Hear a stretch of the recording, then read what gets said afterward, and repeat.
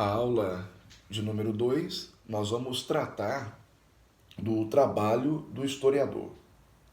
O historiador possui o seu trabalho voltado para os acontecimentos pretéritos. Pretérito significa passado. Então, o historiador, ele lida com situações bastante intrigantes, né, com assuntos relacionados a acontecimentos que, em sua grande maioria, ocorreram há muito tempo, bem antes do nascimento de todos nós. E a função do historiador é justamente interpretar esses acontecimentos históricos, para que haja uma transformação na sociedade atual.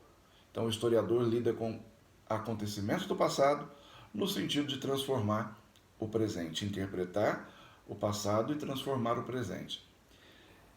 Sem os acontecimentos, o historiador não pode gerar nem produzir conhecimento histórico. Sem o historiador, os acontecimentos não teriam vida, não teriam sentido. Então, nós falamos que os acontecimentos históricos são os eventos, as opiniões, os pensamentos, os movimentos sociais que ao longo do tempo produziram efeitos e geraram mudanças, tendo ou não, por isso, importância em algum momento do passado, na vida de um grupo ou de um povo. Por exemplo, quando se passa da Idade Média para a Idade Moderna, nós tivemos pensamentos, opiniões, movimentos sociais que produziram efeitos para gerar mudança para a Idade Moderna. Um outro evento, descobrimento do Brasil. Nós tivemos opiniões, pensamentos, movimentos sociais que produziram efeito e geraram mudança no sentido de produzir um acontecimento, né? Então, isso tem importância dentro da vida de um grupo ou de um povo. E os acontecimentos, o que são os acontecimentos? Os acontecimentos, eles são produtos sociais. E todo produto social, ele é fabricado pelos seres humanos que sonharam, que pensaram, que agiram, que construíram uma sociedade. E cada sociedade é diferente umas das outras. Cabe, portanto, ao historiador analisar esses produtos sociais, que são acontecimentos, né, e construir a sua interpretação do momento histórico que ele estiver pesquisando. Ele precisa interpretar aquele acontecimento, aquele produto social.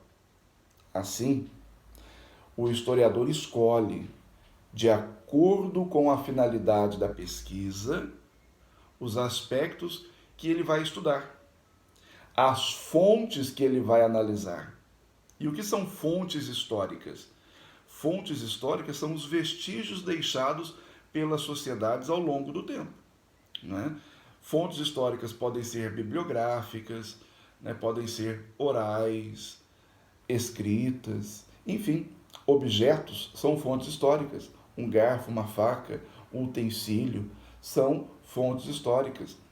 Um documento, um registro de nascimento é uma fonte histórica. Uma ata de uma Câmara Municipal do século XVI e XVII é uma fonte histórica, é um vestígio deixado por uma sociedade do passado.